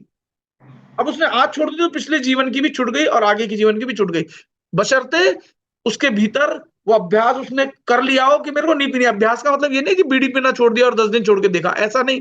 अभ्यास का मतलब रिपीटेडली भीतर वो दोहराता था, नहीं पीनी है।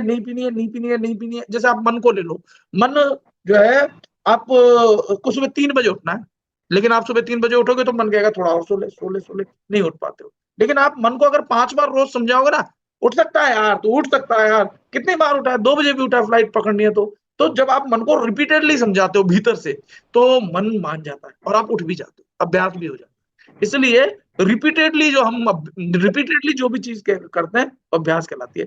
तो आपको पता है कि हाँ ये चीज नहीं करनी चाहिए, थोड़ी देर बाद के बाद फिर वो उसका प्रभाव खत्म हो जाता है, तो उसका एक ही उपाय है, मेडिटेशन बार बार उस अविनाशी से जुड़ना है। देखो 2 चीजें हैं, या तो आप उस साधना के लिए साधना कर लो जो आपको चाहिए, तो वो छोटी साधना है, छोटी से मतलब मिल जाएगी लेकिन छूट भी जाएगी, क्योंकि माया में क्या होता है, जो मिलता है वो छूटता भी है, जो मिल गया वो चला भी जाएगा। लेकिन अगर आप आत्मा की तरफ दौड़ोगे, मतलब अविनाशी तत्व से, अभी हम धीरे धीरे जो कपाल पर आने के बाद जो नाद को सुन रहे थे, प्रकाश में जा रहे थे, उस अविनाशी से जुड़ने के बाद क्या होगा, माया, अभी तक हम माया के पीछे भाग रहे थे, फिर माया आपके पीछे भागेगी और आप मुक्त हो जाओगे। फिर माया के पीछे पड़ना नहीं, वापस माया तो पीछे पीछे भागती हुई आएगी। जैसे कि एक दोहा है ना कबीर साहब का, कि मन तो ये निर्मल हुआ जैसे गंगा नीर, आगे आगे कबीर चले, आगे कबीर चले और पीछे पीछे चले हरि, कहते कबीर कबीर, ऐसे एक दोहा है, एग्जैक्टली मुंह पे नहीं आ रहा है। तो पीछे माया दौड़ती भी आएगी आपके। तो जब तक माया पाने के लिए लगे हो, माया की साधना कर रहे हो, माया मिल भी जाएगी तो छूट भी जाएगी। लेकिन अपने अविनाशी तत्व को जानो, रियल सेल्फ की तरफ जाओ, सारी चीजें स्वतः ही, सारी चीजें, ये जो आपका जो आपने कहा ना कि थोड़े दिन बाद या थोड़े समय बाद ऐसा हो जाता है, वो अपने आप नियंत्रित हो जाएगा। इसीलिए भगवान ने कहा मामेव ये प्रपद्यन्ते, कि जो मुझे ही बचता था। मामेव का मतलब ये नहीं कृष्ण वो शरीर नहीं, आपकी आत्मा ही कृष्ण है। मामेव ये प्रपद्यन्ते माया मेताम तरन्ते, तो जो भीतर आपकी आत्मा है ना, उससे कनेक्ट होना है। हमेशा याद रखना है कि मैं आत्मा हूं और ये मैं शरीर नहीं हूं, मैं केवल आत्मा ही परमात्मा है। तो मैं केवल परमात्मा हूं, परमात्मा ही केवल मेरे अपने, बाकी सब त्याज्य है। मैं त्यागू या ना त्यागू, वो एक दिन छूट जाएगी। तो उसकी तरफ से अनासक्त होना है। विवेक का मतलब यही है, आत्मा और अनात्मा को जानना और आत्मा के साथ जुड़ने का अभ्यास करना। जो अविनाशी है उससे जुड़ना, अपने आप को अविनाशी ही समझना और ये अभ्यास करना। ठीक है, कोशिश से होगा, लेकिन ये बार बार प्रैक्टिस से। मैं यही कहने वाला था कि आई एक्सेप्ट विद दैट, लेकिन थोड़ी देर बाद वापस तो यही तो कह रहा हूं, इसका एक ही उपाय है, अभ्यास अभ्यास अभ्यास। और अभ्यास कब तक, अंतिम सांस तक। अभ्यास कब तक, अंतिम सांस तक। तो इसी जीवन के अंतिम सांस तक अगर आपका ये अभ्यास रहेगा तो मुक्त हो जाओगे, नहीं तो मुक्त नहीं होगे, वापस से एक शरीर धारण होगा, फिर एक शरीर धारण होगा, फिर एक शरीर धारण होगा, फिर एक शरीर धारण होगा, और मुक्ति नहीं हो पाओगे। इसलिए इसमें हमको टाइम बाउंडेशन नहीं बांधनी है, क्योंकि टाइम बाउंडेशन जैसे ही बांध ली, हम फिर जो है माया में आ गए, बंध गए। टाइम लिमिट से हमें बाहर जाना है। देखो मैं तो पहले भी था, ये शरीर नहीं था तब भी था, शरीर है तब भी हूं, ये बचपन में भी मैं ही था, मतलब आत्मा। शरीर बढ़ रहा है, बदल रहा है, बूढ़ा हो रहा है, जवान हो रहा है, सफेद दाढ़ी हो रही है, आंखें कमजोर हो रही है, वगैरह वगैरह, लेकिन मैं वही हूँ। अनुभव करने वाला जो बचपन में था, जो छोटे शरीर में था अनुभव करने वाला, वो मैं वही हूँ, अभी भी वही हूँ। ये शरीर बड़ा हो गया तो भी वही हूँ, बूढ़ा हो गया तो भी वही हूँ, बुढ़ा हो जाएगा, जर्जर हो जाएगा तो भी मैं वही रहने वाला हूँ, और ये शरीर छूट जाएगा तो भी मैं वही रहने वाला हूँ। उसको जानने का अभ्यास करने से, करते करते करते करते करते करते करते करते एक दिन होगा, रियलाइज्ड हो जाएगा। लेकिन आप कहोगे भैया मैं करता तो हूं, लेकिन क्वेश्चन वही है कि क्यों नहीं हो रहा, तो जवाब फिर वही है, अभ्यास। फिर आपका क्वेश्चन वही है, यानी अभ्यास पूरी तरह से नहीं पकाया। अभ्यास अभ्यास अभ्यास। एक आदमी ने कहा भाई साहब मैं ऐसे करता हूं, लेकिन मैं साधना तो करता हूं, साधना करता हूं तब तक ये रहता है, लेकिन फिर नहीं होता, तो मैं क्या करूं? मैं बोलता हूं साधना।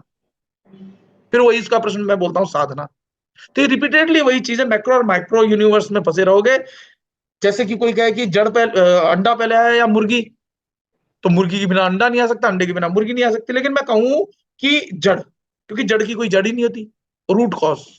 जड़ की जड़ नहीं होती, पेड़ है उसका बीज है, बीज से जड़ बनी, फिर पेड़ बन गया, फिर पेड़ से बीज बने, बीज से फिर पेड़ बना, पेड़ बीज। मैं कह रहा हूँ जड़, बीच में एक अवस्था आती है जड़। वो जड़ 2 तरीके से होती है, एक तो दिखती है, एक दिखती नहीं है। वो जड़ पहले अदृश्य थी, दिखती नहीं थी, जड़ तो थी, तभी तो पेड़ बन रहा है बीज से, वो दिखती नहीं थी। एक जड़ है जो दिखती है, लेकिन जड़ जड़ ही है, जड़ की जड़ नहीं होती। जड़ की जड़ देखी है आपने कभी? दृश्य जगत और अदृश्य जगत, दोनों ही जगह वो विद्यमान है। ये शरीर है तो भी आत्मा आपके भीतर है, ये शरीर नहीं रहेगा तो भी वो आत्मा रहेगी। वो जड़ की जड़ नहीं होती, आत्मा की आत्मा नहीं होती। आत्मा को पैदा करने वाला कोई आत्मा नहीं होता। आत्मा खुद ही जड़ है, कॉज है, रूट कॉज है, वो कारणों का महाकारण है। थोड़ा सा कंफ्यूजन भी हो सकता है, लेकिन ये जब तक भीतर आपका चेतना का स्तर उठ जाएगा तो आपको खुद से समझ में आ जाएगा। ये वो चीज है कि ये गूंगे का गुड़ है, गूंगे को दे दो वो समझ तो जाएगा खाते, लेकिन बता नहीं पाएगा। ये वो अवस्था है। बात समझ में आ रही है?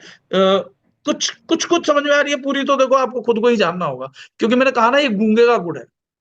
ये आप खुद चख के समझ जाओगे, फिर बता नहीं पाओगे। बस कितना भी बताओ, सामने वाला जितना उसका लेवल होगा उतना ही समझ पाएगा। हाँ, आप सेल्फ रियलाइज्ड हो गए, फिर समझ जाओगे, फिर मैं बोल रहा हूं वो भी समझ जाओगे। ठीक है ना? तो आपके प्रश्न का वही जवाब, अभ्यास। ऐसा नहीं कि आज 4 दिन अभ्यास किया फिर 3 दिन साधना छोड़ दी, बेकार हो जाएगा। और एक रिपीटेडली दिमाग में घूमता रहे कि मैं आत्मा हूं, मैं अविनाशी हूं, और जो कुछ भी इसके अतिरिक्त सब नाशवान है। ठीक है, चलिए। और किसी को कुछ पूछना है? मेरे 2 क्वेश्चन थे। अच्छा, एक और, हाँ ठीक है, पूछ लीजिए।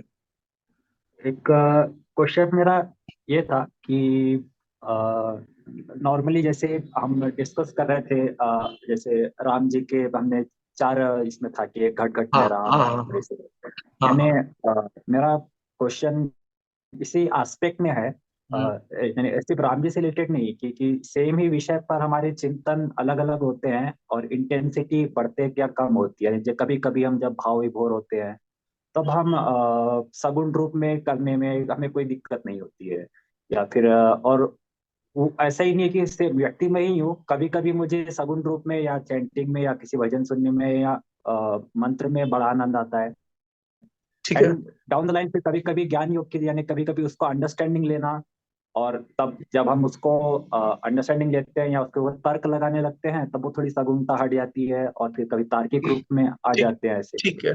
ठीक तो है। इन सब प्रकरणों में एक धारणा मेरी बन ही नहीं पाती है और साधना एक डायरेक्शन में जा ही नहीं पाती है। ठीक है, तो एक धारणा को कैसे कॉन्क्रीट किया जाए अपने अंदर, मैं बताता हूँ। क्योंकि गलत तो दोनों नहीं लगते, अंदर ऐसे दोनों सही लगते हैं। ठीक है। और लेकिन यही है कि धारणाएं बदलती हैं, कभी ज्यादा बुक पढ़ूंगा तो कभी कुछ और करूंगा, तो एक धारणा नहीं बन पाती है। तो एक स्थिति कैसे पकड़े धारणा की? हाँ ठीक है, अब मैं बताता हूँ कि देखिए, बाबा जी कहा करते थे, और ये मेरा खुद का भी अनुभव है, कि बाबा जी जो कहा करते थे, बाबा जी कहते बहुत बात थे, लेकिन उनमें ना कुछ होती थी, कीवर्ड्स होते थे, कीवर्ड्स। उनको अगर आप पकड़ लोगे ना, तो एक शब्द है, बाबा जी कहते थे कि आपको ध्याओ, आपको बजो, आप में आपके राम जी, आप जी होकर रहता है, हमेशा उन्होंने बार बार कहा है। लेकिन लोगों ने यंत्र ले लूं, ये खरीद लूं, वो खरीद लूं, मैंने भी खरीदा है, ऐसी बात नहीं, मैंने बहुत पूजाई की है, साधनाएं की है, पहली चीज। दूसरी चीज, बाबा जी कहते थे कि मैं कब पढ़िया लिखिया नहीं हूं, ऐसे कहते थे कि मैं बहुत सी किताबें लाया और आधे पन्ने से ज्यादा मैंने कभी पढ़ा नहीं। फिर एक शब्द कहते थे जो कि वाकई बहुत जबरदस्त चीज थी, वो थी be the book and be the reader, then only you can get the real knowledge, real wisdom. तो आप बाहर के गीता, पुराण, इतिहास या जो भी पढ़ोगे, उसमें ज्ञान छिपा हुआ है, लेकिन वो कोडेड है। जैसे फॉर एग्जाम्पल, ऐसे कैसे देवी देवता हुए जो कि अपनी गुरु की पत्नी के साथ ही कुछ कर रहे हैं? हम कैसे किसी को मर्यादा सिखाएंगे? समझ रहे हो ना कि मैं कहां पे कह रहा हूं? अहिल्या पत्थर बन गई थी, किस वजह से बन गई थी, कथा पता होगी आपको। तो ये सब क्या है? सही है क्या वो देवी देवता जिनको हम पूजते हैं? एक तरफ कहते हो कि जीव हिंसा पाप है, जीव हत्या नहीं करनी चाहिए, और राम जी हिरण को मारने चल दिए, सही है क्या वो? गलत है। तो कथाओं में दोनों चीजें आएंगी, क्योंकि ड्युअलिटी है, सगुण रूप में बता रहे हो ना, तो सगुण में जो है अच्छाई भी आएगी तो बुराई भी आएगी, एस्पेक्ट बदलेंगे आपके। लेकिन जब आप भीतर जाओगे ना, बी द बुक, आप खुद किताब बनोगे और खुद ही उसको पढ़ने वाले बनोगे, तो आपको रियल नॉलेज होगा। किताबों में हो सकता है गलत भी लिख दिया जाए, किताबों में तो कई लोग, प्रश्न उठता है ना कि ढोल गवार शूद्र पशु नारी, ये सब है ताड़न के अधिकारी। बड़ा मुद्दा उठ रहा है, SC ST लोग और जनरल लोगों में बड़ी इसके ऊपर घमासान मचता ही रहता है।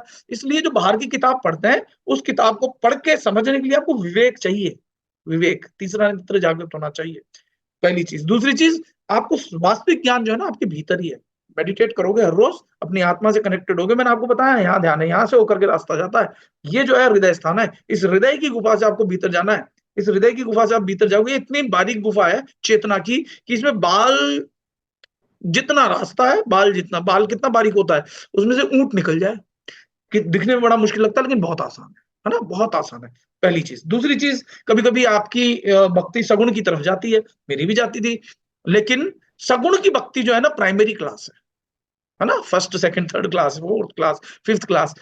आप सोचो, आपके अंदर आत्मा है, परमात्मा आपके अंदर भी है, जो परमात्मा आपके भीतर है मेरे भीतर भी है। ऐसे समझो कि जिसकी भक्ति शिव करते थे, आंख बंद करके बैठे, जिसकी भक्ति राम करते थे, जिसकी भक्ति कृष्ण, जिसकी भक्ति हनुमान जी करते थे, वो आपके भीतर भी है। मैं ये कहना चाहता हूं, उसको पकड़ो ना, सबसे श्रेष्ठ भक्ति वो है। वो हमें कठिन लगती है, शुरू में कठिन लगेगी, जिस दिन रस टपकने लग गया ना, फिर वो वही सच्ची भक्ति लगेगी। फिर आप इन जो दूसरी भक्ति है मैं उसको काट नहीं रहा हूं सिरे से, क्योंकि वो भी जरूरी है। ऐसा नहीं हो सकता ना कि मेरे को 100वीं सीढ़ी पे जाना है तो मैं पहली सीढ़ी पे चढ़ू ही ना, पहली दूसरी तीसरी चौथी करके ही 100वीं पे चलूंगा। कई लोग कहते हैं मैं तो हवाई जहाज से चला जाऊंगा। और तो भाई हवाई जहाज भी तो कभी पृथ्वी पे होगा, तभी तो ऊपर उड़ेगा, है ना। यानी शुरुआत तो हमेशा नीचे से ही, रूट लेवल से ही होगी। लेकिन जब आप ऊंचाई पे चले गए तो आपको पहली दूसरी तीसरी की किताबें थोड़ी ना पढ़नी है। जब आपने पीएचडी कर ली तो नेचुरल सी बात है आप पीएचडी के आगे की या पीएचडी के आसपास की किताब ही पढ़ोगे। तो जब आप ऐसे समझो कि जब तक मुझे ज्ञान नहीं था, मैं मेरी ही बनाई हुई मूर्तियों की पूजा करता था, उसी के आगे ना कर करता था, ठीक है, तब तक मेरी चेतना कम थी, तब तक ठीक है। लेकिन अब मुझे पता चल गया कि भाई भगवान तो मेरे अंदर है, मेरे पिताजी के अंदर है। मेरे पिताजी कह रहे हैं बेटा खाना लाना, पानी लाना, और मैं उनको खाना पानी तो नहीं ला रहा, और एक तस्वीर के आगे बैठ करके भोग लगा रहा हूँ, लोटे में पानी भर के रख रहा हूँ, छींटे मार रहा हूँ, स्नान करा रहा हूँ, पिताजी को नहीं खिला रहा। अब पिताजी जब जीवित है, जो खा सकते थे, जागृत भगवान थे उनके अंदर, मैंने तब ध्यान नहीं दिया। अब तस्वीर जब पिताजी की फोटो बन गई तो फोटो पे मैं जो है कितना आसान हो गया, छींटे कर देना, खाना रख देना, क्योंकि वो खा नहीं रहे। अब वो टोकने नहीं आ रहे, बेटा ऐसा मत कर, वैसा मत कर। तो लोगों को वो भक्ति इसलिए पसंद आती है कि कोई उसमें रोक टोक नहीं है, उसकी स्वच्छंदता है, जब चाहे करे, ना करे, जैसे करे तैसे करे, इसलिए लोगों को वो पसंद आती है। पर वास्तविक भक्ति जो है, ये अंतरात्मा में जो आपकी आत्मा है, वही सच्ची भक्ति है, वही उच्चतम भक्ति है। बाकी सब माया है, बाहर की जो मूर्ति तस्वीर, ये सीढ़ी है। जैसे मान लो आपको दिल्ली जाना है, बॉम्बे से हवाई जहाज से आप गए, ट्रेन से गए, तो ट्रेन थोड़ी ना ले जाओगे अपने घर कि भाई मैं तो इस चीज से आया था।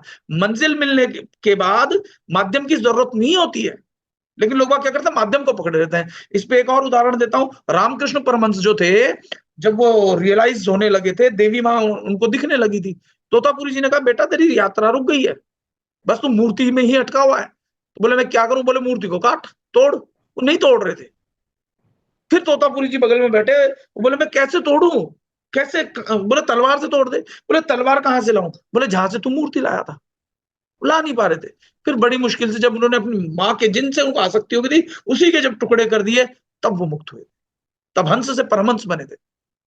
इसी प्रकार से जिसको काटा नहीं जा सकता, न तद भास्यते सूर्यो न शशांको न पावक, यद गत्वा न निवर्तन्ते तद धाम परमम मम। जिसको सूर्य प्रकाशित नहीं कर सकता, सूर्य कितना उत्कृष्ट है, लेकिन वो सूर्य भी वहां जाकर के एक समय बाद समाप्त हो जाएगा, एक कई लाखों वर्ष बाद सूर्य भी समाप्त हो जाएगा, लेकिन वो सूर्य जो कभी समाप्त नहीं होता, हम वो हैं, उसका अंश है। अंश इसलिए बोल दिया क्योंकि अभी हमारी जो पहुंच है बहुत हाई नहीं है, वास्तव में अंश हो ही नहीं सकता। अंश का मतलब होता टुकड़ा, हिस्सा, और वो तो अखंड मंडलाकार में, उसके टुकड़े किए नहीं जा सकते। टुकड़े सिर्फ इसलिए दिख रहे हैं माया में हम बंद जाने के कारण। समुद्र में एक घड़ा पटक दिया तो घड़े का पानी अलग और बाहर का अलग अलग दिखाई पड़ रहा है। जिस दिन अहंकार वाला मटका फूटा, उस दिन एक के अलावा कुछ है ही नहीं। दो चीजें हैं, एक है बदलते रहने वाला प्रकृति, एक है न बदलने वाला अविनाशी आत्मा। बस दो ही है। आत्मा आधार है, शक्ति आधारित है। काली को शिव के ऊपर पैर रख के बताया ना, वो आधार है। आधार नहीं होगा तो काली कहां टिकेगी? शक्ति है ही उसी से। जब वो बेस ही नहीं है तो टिकेगा कैसे? बेस चाहिए ना, तो शिव आधार, शक्ति आधारित। बात समझ में आई आपको? इसलिए भीतर ही जाना है। सर्वोच्च भक्ति वही है। मन लेके आता है नीचे वाली भक्ति में आनंद, ताकि वो सोचता है कि ये भटक जाए, कैसे भी भटक जाए, क्योंकि मन का आप आहार हो। मन आपका भोजन करता, भक्षण करता है, हर बारंबार आपका नया शरीर बनाता है, फिर आपके शरीर को खाता है, बनाता है, खाता है। जैसे हम क्या करते हैं, हम भी तो क्या करते हैं, काल के दूध हम कैसे हैं, हम अनाज लेते हैं, सारा नहीं खाते, थोड़ा सा रख लेते हैं बीज रूप में, फिर बो देते हैं, फिर पैदा होते हैं, उसमें से सारा खा जाता है, थोड़ा रख लेते हैं बोने के लिए। ऐसे ही वो जीवात्मा को रख लेता है, आत्मा नहीं बनने देता, पकड़ के रख लेता है। ममैवांशो जीवलोके जीवभूतः सनातन है मनः षष्ठानि इंद्रियाणि प्रकृति स्थानि कृष्टि शरीरम यद्वाप्नोति यच्चाप्युत कामतीश्वर गृहीत्वा तानि संयाति वायुर्गंधा निवास्यत। कि मेरा ही तो सनातन अंश है, भगवान कृष्ण कहते हैं। लेकिन मनः षष्ठानि इंद्रियाणि, ये जो 5 इंद्रियां हैं, ये छठी इंद्रिय मन के साथ चली जाती है दूसरे शरीर में। जैसे एक स्थान से वायु गंध को ले जाता है, ठीक इसी प्रकार से ये मन अपनी इंद्रियों सहित, विषय वासनाओं की जो इंद्रियां हैं उस सहित दूसरे शरीर में प्रवेश कर जाता है। अब फिर वहां अब भोगता रहता है जीवन को, है ना, और फिर उसके शरीर को काल खा जाता है। तो ये काल का मतलब ये भूत वर्तमान भविष्य जो हमारे शरीरों को खा रहा है। अगर काल से परे जाना है, अकाल पुरुष तक जाना है, तो उसके लिए अपनी अंतरात्मा, आत्मा को कैद में डाल रखा है। क्या मक्का, क्या काबा, क्या काशी, ये काशी आपका शरीर है, ये मक्का मदीना आपका शरीर है, ये अयोध्या वास्तव में आपका शरीर है। बाहर की अयोध्या तो सांकेतिक है, बाहर के राम तो सांकेतिक है। असली अयोध्या शरीर और इसके भीतर आपके राम बैठे हैं। असली काबा ये आपका शरीर और इसके अंदर जो अल्लाह या जो खुदा बैठा है वो इसके अंदर बैठा है। हम अंदर वाले को नहीं जान रहे, हम बाहर बाहर ढूंढ रहे हैं, नहीं मिलेगा। बाहर वाला तो हमें अभ्यास है कि भाई हम अंदर वाले तक जा सकते। आज ये बात समझ में? तो इस शरीर को मंदिर मानो, मस्जिद मानो, गुरुद्वारा मानो, हरिद्वार मानो, ये शरीर है। और द्वार कौन सा है? देखो ये मस्जिद है, ये गुरुद्वारा है ना, इसका एक द्वार है गुरुद्वारा, हरिद्वार, ये यहाँ पे मंदिर। मन के अंदर जीवात्मा और जीवात्मा के अंदर आत्मा, और आत्मा से और सूक्ष्मतम चले जाओगे तो आप ही परमात्मा। ठीक है, अभ्यास होगा, लेकिन जवाब मेरा वही है, अभ्यास। ठीक है, मेरे ख्याल में सबके सवाल और नहीं होंगे। किसी को अगर पूछना हो तो फिर भी मैं समय दे रहा हूं, आप पूछ सकते हो। किसी को पूछना है हैंड रेज कर सकते हैं। 1 2 3। तो मुझे लगता है आप किसी को कुछ नहीं पूछना, तो बहुत बहुत धन्यवाद आप सबका, आपने साधना की। अब मेरा एक गुरु दक्षिणा के रूप में ज्यादा कुछ नहीं मांग रहा हूं, एक तो मैं इसको YouTube पे डालूंगा। मेरे चैनल को आप सब लोग सब्सक्राइब करो, सबको शेयर कर दो, जितने आपके ग्रुप है सब में शेयर कर दो। ये मेरी गुरु दक्षिणा है, सब लोग देखें, उनका जीवन बदले तो उनका जीवन बदलेगा, निश्चित रूप से पहले आपका बदलेगा। और मेरे माध्यम से आप तक अगर ज्ञान पहुंच रहा है तो निश्चित रूप से मैं भी और ऊंचाइयों को प्राप्त हूँ। तो ये YouTube को ज्यादा से ज्यादा सब्सक्राइब करो, शेयर करो चैनल को। मेरे बहुत सारे वीडियोस हैं, देखो, ज्ञानवर्धक वीडियो देखो। एंटरटेनमेंट वाले भी मैंने शॉर्ट वीडियो बना रखे, वो एंटरटेनमेंट की मर्जी है, वो तो आपकी देखना या नहीं देखना। लेकिन इस ज्ञान को लगातार बार बार सुनने से आपका जीवन बदलेगा, बदला है बहुत से लोगों का बदला। तो मेरा ये निवेदन है, मैं अभी इसको रिकॉर्ड होने के बाद YouTube पे अपलोड करूंगा, डालू और सबको बोलू देखें, जीवन बदलेगा। एक बात, ये तो है मेरा निवेदन, गुरु दक्षिणा। दूसरा है कि वास्तव में आप अगर अपना जीवन बदलना चाहते हो तो देखो, स्वयं से साधना करना थोड़ा मुश्किल होता है, क्योंकि विपरीत फोर्सेस काम कर रही होती है। तो हम लोग हर रोज साधना करते हैं, रेगुलर मेंबर्स हैं, उसमें 600 रुपीज में फीस लेता हूं महीने की। और 600 में 2 टाइम साधना होती है, सुबह भी होती है और शाम को, डेली होती है। ठीक है ना, कभी कभी कोई, क्योंकि मैं भी गवर्नमेंट जॉब में हूं, तो विपरीत परिस्थिति अगर हो जाती है तो हम टाइम को कैसे भी आगे पीछे करके करते हैं। तो जो लोग भी इंटरेस्टेड हो वो 600 रुपीज देके मंथ की साधना कर सकते हैं। उस साधना से क्या होगा, कर तो आप देखो, बच्चा पढ़ तो खुद से भी सकता है, घर में भी पढ़ सकता है, ट्यूटर लगा दो। पर स्कूल जाने से, रेगुलर पढ़ने से क्या होता है, माहौल मिलता है, एनवायरनमेंट मिलता है। नदी बह रही है, उस नदी की बहती धारा में तैरना बहुत आसान होता है। अगर बहती धारा नहीं होगी तो मुश्किलें आती हैं बहुत। तो अगर कोई इंटरेस्टेड हो तो वो 600 रुपए उसकी फीस है। उसके लिए मैंने एक अलग ग्रुप बना रखा है, पाथ ऑफ सेल्फ रियलाइजेशन। उसमें लोग साधना करते हैं। तो डेली साधना किसी ने अगर करनी है तो उसमें 600 रुपीज मंथली फीस है। कुछ लोगों की प्रॉब्लम होती है कि भैया हम एक ही टाइम करेंगे, तो वो 300 रुपीज मंथ की भी देख करके एक टाइम साधना करते हैं, या तो सुबह या शाम। तो वो आपकी इच्छा पे। बाकी YouTube चैनल आप सबने सब्सक्राइब भी करना है, शेयर भी करना है। मैं टाइम टू टाइम हफ्ते 15-20 दिन में एक साधना आपको फ्री दूंगा। ठीक है, और रेगुलर साधना का मैंने बता ही दिया, रेगुलरिटी का क्या फर्क पड़ता है, क्योंकि रेगुलर करने से आप इसी जीवन में निश्चित रूप से सफल। ठीक है, तो धन्यवाद। जय नित्यानंद, नमः शिवाय, ब्लेस यू ऑल। तो आज की रिकॉर्डिंग तो मैं यही बंद करता हूँ, इसको मैं अपलोड कर दूंगा। आप लोग जो है इसको देखना और शेयर करना।